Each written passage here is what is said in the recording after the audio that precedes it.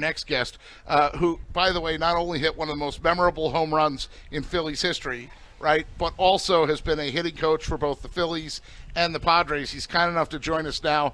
He's always on the road. It's Matt Stairs, Phillies 2008 World Series champion, 2009 member of the World Series team. Stairsy, I can't thank you enough for joining us, I assume, from the road. Are you on the road right now? No, actually, I just actually walked through the door. So, but thank you for having me on. I appreciate this. Well, you've been a road warrior. Tell me what's taken Matt Stairs all over Upper Canada. Well, this year, my first summer I had off in about 30 years. So, we decided to travel across country, kind of promote baseball through the Western baseball they got out in Canada. And do some fundraisers, dinners, speak to about 650 people each time I go out. Raise some money for some great causes, and just travel.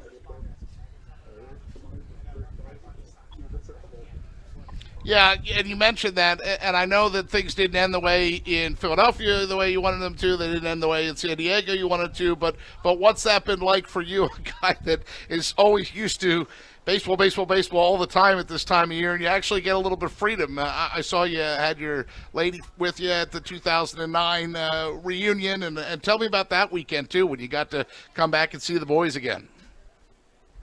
It's always great when you get a chance when you retire from baseball and you have an opportunity to go to an alumni meeting, and it was a blast. We had a great time, and a lot of stories going on. Still telling the same stories, still laughing, having a time, and the Philadelphia Phillies just do an amazing job. John Middleton, with bringing the guys back in and taking care of the guys, going to his house. And, it's just a first-class organization.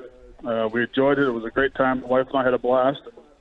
It's just something that, I wish I would have been there for the 08 alumni.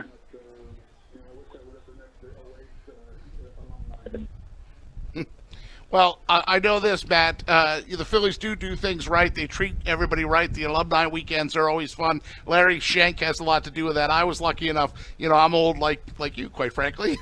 I worked in the years when Larry Schenk, the Baron, was in charge of everything. Now he kind of runs all the alumni guys and makes sure that they're in the right place and they know where to go. But let's talk a little bit, if we can. Is there one story from those teams or your time in Philadelphia that we haven't heard? Like, we all know the story about the ball deep into the night off Broxton. We see that highlight over and over, and I never get tired of it. We certainly know HK's last home run call was on a home run by you at Coors.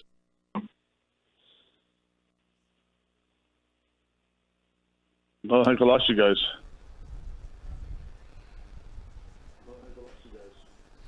Oh, sorry about that. Can you give us a Matt Stairs story? I know some stories that we have heard about.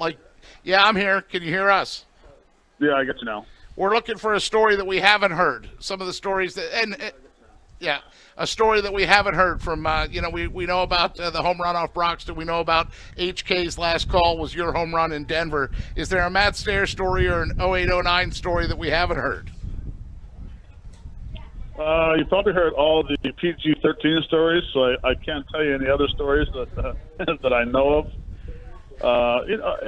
Listen, the 08 and 09 was amazing 2 years that I was in Philadelphia, and I think the people should understand that we had a bunch of characters when we were off the field. We had a blast. We enjoyed our time off the field. We were everywhere we went as a group, which was very rare nowadays. And I think the big thing with those two years is that as soon as 7:05 or 7:07 or whatever time the game was started, it was probably the most serious team I've ever been on, and where they just turned it on, and the concentration level, whatever it takes to win. We're going to go out, and we had a lot of confidence to destroy other teams. And I know it's not really much of a story, but I kind of just wanted to get that out there about the 08 and 09 team, how they could turn it on like there's no tomorrow, and that's probably the best I've seen in my 19 years of playing baseball.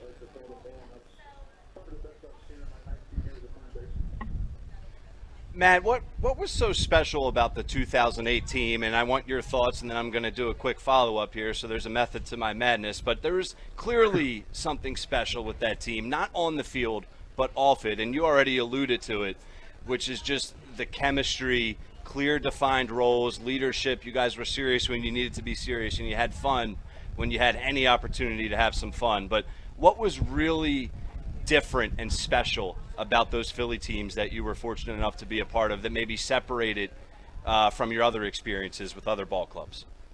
Well, I think the biggest thing is you didn't have that one superstar that wanted to be the guy and was jealous of somebody else doing well, and he always wanted to be in the spotlight. Starting with Jimmy and Chase and Ryan and J-Dub, Victorino, huge. The support that everyone had for each other was tremendous, and I think that's a big thing. Is sometimes you get that one big ego on a team that can bring a team down and becomes a very selfish person. But this team, of course, baseball is a very selfish and individual sport. It really is. But when it comes down to the playoffs and stuff, and leading up to the playoffs and stuff, it was all pushed aside, and it was whatever it took. If I had to hit a ball to first base to get a guy from second to third, and to pick up my next player if he didn't do the job, and it was a very supportive team. It was a team that, again, there was no big egos. We were a very tight group, and we enjoyed playing the game.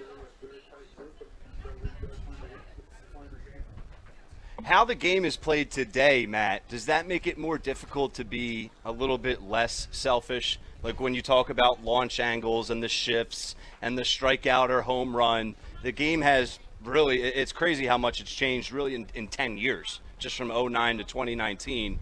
What are your thoughts on launch angle and the shift and the boomer bust mentality at the plate? Well, I don't think it's changed a lot. I think just now you have a word for it. We always thought about back in the day of driving the ball in the gaps and, thinking about driving the ball to left center or right center, which basically there's your launch angle. As a hitter, we wanted to hit the ball hard every time. We asked George Brett, and we did it all the time. And his theory was he wanted to hit the ball hard. My theory was because I was a pinch hitter, I wanted to hit the ball far. I get on base, I clog the bases. So, all that stuff is the same. I mean, it's just a name for it, launch angle and exit velocity. I think the media makes a big thing out of it. It gives something for people on TV to talk about. So there's pretty much the exact same thing. I just think you hear more people talking about launch angle because now there's a name for it. And that hasn't changed over probably 100 years, because that's the theory. Is you hit the ball hard, you drive it in the gaps, and if it's a home run, it's a home run. I will say this, though, with the strikeouts, is that it depends on which kind of swing you are, new school, old school. Of course, the strikeouts cut because guys are throwing the ball, 97 plus. I think there's like 70 guys that throw that in baseball. Back in the day, you saw one or two guys. So, of course, there's going to be a higher spin rate and higher, strikeouts, so they pitch the top of the zone. But, honestly, with the launch angle and the exit velocity, it's all the same. The strikeouts are going up because I think guys are throwing harder, and I think guys think they have to hit home runs, and they want to try to get the ball in the air instead of just taking that normal swing and driving the ball.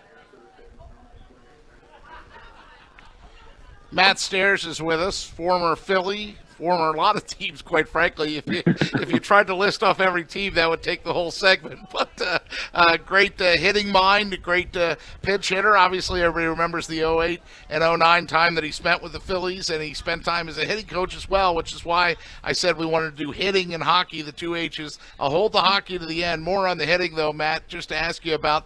Then you say, so the buzzwords, now we just have buzzwords, but it's still kind of the same thing as the approach to hitting. But how about the athletes? Are they approachable? What did you find in your time both with the Phillies and with the Padres of which guys were receptive and which guys weren't? Was it harder to get your message through because they looked at you as like the get off my lawn guy, and you're like, guys, I'm not reinventing the wheel. This is just hitting. I think 2 years, when I was a hitting coach in Philly, and I understood the reason why, Pete got let go, and 100% I understand, why us coaching staff, we got let go. In Philadelphia, we had everyone wasn't thinking about the launch angle, and it was just one of those things where you try to teach them the proper way. And I think with my history of the game, and I had a good launch angle. back in the day. Hit home runs. Honestly, in Philadelphia, it was easy because everyone was aboard of getting the ball in the air properly. I try to teach kids. It doesn't matter how old they are. And I say kids in the big leagues because they're 20 years younger than I am. If you think about trying to destroy the second baseman or the shortstop with the line drive, one of you, they're going to hit a line drive with, I think the league average is 800 on line drives. Or if you think about if you're driving that ball through the infielders, next thing you know, you get backspin, and next thing you know, it's either a home run or a double. So there's different ways. I'm not saying new school is right. I'm not saying that it's wrong. It's just a different thought process stuff nowadays of how to get the ball in the air. And, with the athletic players, they're just. I sit back and I'm amazed when I watch a guy turn on a 100-mile-an-hour fastball. I think back in the day, Barry Bonds did it against Eric Gagne one time, but the high-end coordination is tremendous nowadays. I know you asked me about the shift earlier. That's the only thing that it's kind of hard to watch nowadays is because back in the day, you never had a shift on a right-handed hitter. It just was unheard of. Now it's like, guys are still there for 3 or 4 straight hitters. So that's one part I think the game's changed is players become more of a pull hitter. Where I was a pull hitter, but I had a certain reason why to pull. Where guys, it doesn't matter who it is, they think about getting the ball in the air and they become a pull hitter. Yeah, the shift is definitely prevalent. You see outfielders pulling. Everybody has the cards down to, look at positioning. There's some things that have changed for the better and some things that romantically, I think old guys like you and me, Stairsy, think back to the old days and go, it wasn't so bad back then either. I promised the other. Yeah, go ahead. No, I was just going to say, with the cards in the back pocket, there's always been cards in the back pocket, and that's just, an outfitter will look at the card and you'll say, okay, one step pull, we're playing him in gaps, we're giving him the lines. So that's never changed.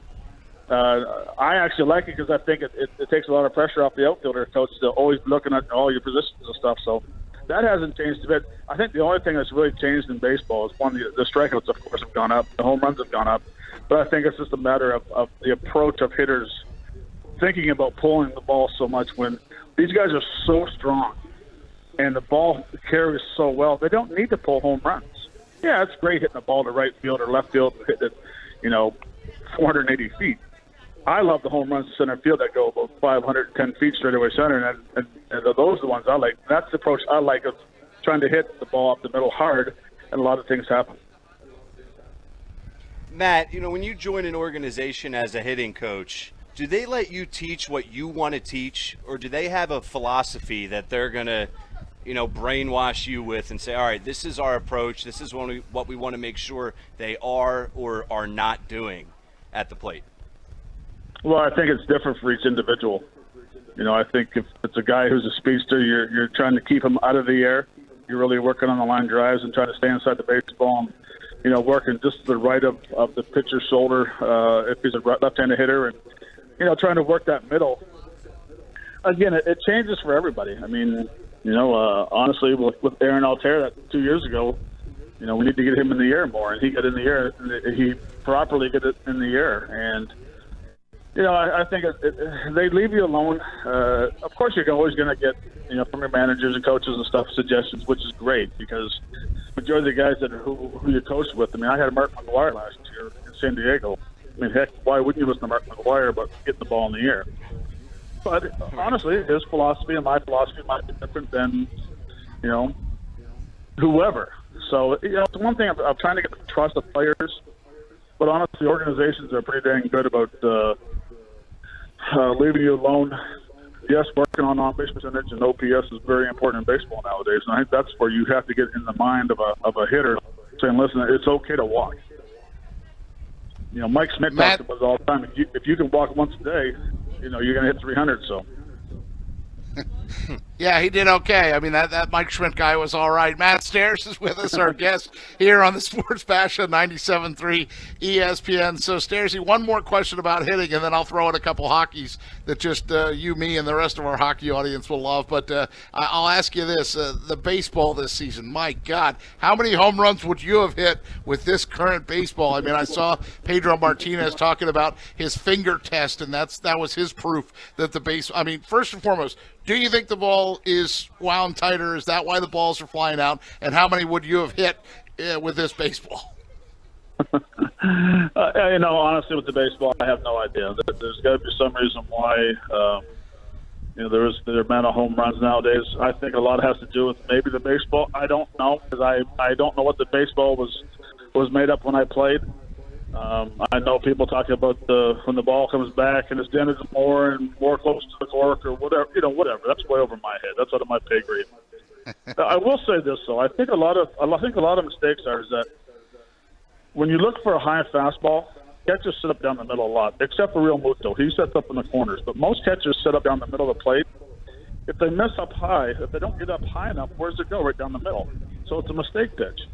I don't think pitchers are taught how to pitch inside nowadays properly, so it allows the hitters to cover the inside plate and the outside plate, which back in the day you couldn't cover both because you were going to get drilled. That's a little different there. How many home runs would I hit? I don't know. Maybe I might have added maybe one or two more home runs. That's a question you can't answer. It would have been fun hitting with the live baseball, that's for sure. Do you hit in fantasy camp? Do you go down and take some poor camper that thinks he's Cy Young? Do you take him deep, or do you just you're just coaching down there? No, on fantasy camp we coach, and then on Sundays we play, and it's I tell you what, when all of a sudden, even though it's a fantasy camp, and all of a sudden we're playing 10 games of 3 innings, the boys turn it on. There's a lot of balls hit hard. Not a lot of home runs because we are old. But I will tell you the story. Last year in San Diego, we go to Philadelphia second half. We have a home run contest during the break. And let's just say the old guy here won the home run contest with the young players. So that was fun. That's what I like to hear. Yes. Stairsy, show them how it's done. All right, I promised you a couple hockey questions. I know you have your beloved Canadians. First and foremost, are you still coaching the Fredericton High School ice hockey team? Is that still a job of yours? Oh, yeah, this will be my 8th season coaching here, and I think this is going to be about season number 15. I coach in high school hockey, so it's last year I took on a little more than I expected. I became the defense coach for the defense, but thank God my defensive coach will be back healthy this year, and I can get back on the offense. So I still coach that. I still enjoy it. I think we'll probably start up in a couple of months, so I'm pretty excited about that. Just going out on the ice and giving a little bit of wisdom, and I think a lot of players that I coached didn't really realize what type of hockey player I was, and I just tell them to go look at the stats, and now you can listen to me. That's right. No, and that's the thing is that they don't realize that you were quite gifted. I looked up the stats after we had that conversation in the clubhouse one time. I mean, I just was happy to talk hockey with you, and I think you were happy to have some reporter that didn't want to ask about such and such as fastball for the 90th time. So it was a fun topic for us to get into. The only knock that I have is that you love the Canadians instead of my Flyers, but I know that we'll see if either of those two are in the mix this upcoming season, right? Well, see, that's just it. I mean, I'm kind of upset that you're not a Habs fan, but where do you live? You live down close to Philadelphia, so you have to cheer for Philly. Where do I live? I live in Eastern Canada. The closest team to me is the Montreal Canadiens, so I have to cheer for the Montreal Canadiens. Listen, I'm a diehard hockey fan. I love almost every team in the NHL. And it's something that I enjoy hockey. I enjoy the speed. I enjoy how good they are, how athletic they are. It's the greatest sport in the world, watching hockey. The Flyers are going to be very good this year. And then, again, hopefully when Montreal and the Flyers play off, then, the edge goes to Montreal. I have to say it. But hockey, no, I get it. Hockey's unbelievable. I'll just remind you of this because we're not that far apart in age, right? 87, the brawl before the game. Like they hadn't even started the game yet. And then you can still find that on YouTube where there was payback because they were ticked at Chelios. Claude Lemieux, who I would have loved to have had him be a Flyer at some point in time. I hated him on the other teams he played for, but Claude Lemieux had the ritual where he had to be the last guy to shoot the puck in the opponent's net. And then it was, who was it? Chico Resch and Ed Hospodar sat back and waited, and then Hospodar jumped out and started a fight, and all the people, Ryan, because you're too young to remember this, all came out. Dave Brown didn't have a shirt on. He had like skates and a shell and nothing else. There were no referees. I mean, it was awesome. Really right out of Slapshot, like right out of the Federal League, where guys were just. Right, and he squared off against Chris Nyland, and Chris Nyland, poor Chris Nyland, he's probably about 8 inches shorter than he is. The only thing he could hold on to was the shoulder straps from the jersey, or I'm sorry, from the pants. Yes. And, I mean, you had Flyers players out there with and bare feet. Yep. I mean, it was unbelievable. And I remember John Kordick was the guy who I thought was one of the toughest guys besides Dave Schultz and George LaRocque. But the brawl went up. The only reason why that broke up was because the police came on the ice and broke it up. Right. The actual police had to come down. The actual police came out, and it got ugly. And, there was some bad blood. I mean, Hextall 2 hands, Chris Chelios in the back of the leg. I mean, it was. They went after him in the corner. I mean, that's old hockey. That's old school hockey. That's your and I's age of hockey. Nowadays. My favorite. My favorite. Now it's the Ice Capades. I hate it. Now it's the Ice Capades. What's funny though is I used to watch hockey fights before every ball game to get fired up. Is that right? I would watch a half an hour of hockey fights, and even when I came to the Phillies, they gave me like 13 hours of the Broad Street Bully fights, and I'd sit down, I'd watch it, and all of a sudden I'd go out and get fired up. Now, take it I wasn't playing, but I still get fired up to watch the games. It was awesome. Oh, that's great. Stairs, I'll leave you with this nugget that maybe you didn't hear before, and I've got it on a good source. The reason Hextall was not involved in that brawl is because Mike Keenan locked him in the bathroom and said, "You stay in that effing room. You do not come out of that room." Or else Hexy would have been tearing somebody's head off. Well, that was probably a good idea by those guys to keep him in the locker room. He was out there, and he would have been a little ticked off. But yeah, they needed him. By no means am I pushing fighting in hockey, but that was one of the better games I've ever watched. You and me both. Well, thank you, Matt, for coming on with us. I hope we can have you on again at some point down the road. I'll stay in touch, and my best to Lisa and your family and everybody. I really appreciate you giving us the time. All right, guys. Thanks for having me on. I appreciate it.